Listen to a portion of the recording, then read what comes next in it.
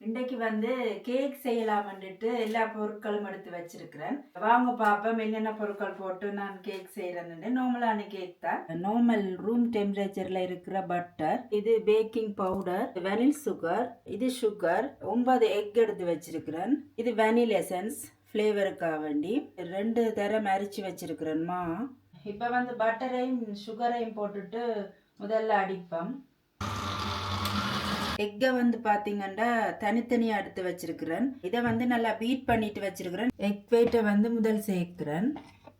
Egg yellow 1 teaspoon, Nido பால்மா, vanilla essence. இந்த மாவை கொஞ்சம் கொஞ்சமாக சேர்க்கலாம். கேக் மாவு வந்து பார்த்தீங்கன்னா ரெடி ஆயிட்டுது.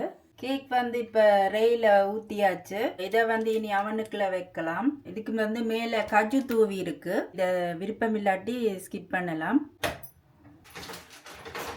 அவனுக்குள்ள வச்சாச்சு. 180 பாகையில் ப்ரீஹீட் பண்ணிட்டு உள்ள வச்சிருக்கிறேன். கேக் ரெடி ஆனோன்னா பார்ப்போம். இப்போ வந்து ஓகே ஆயிருக்குமென்னு நினைக்கிறேன். பார்ப்போம். நல்லா வந்திருக்கு.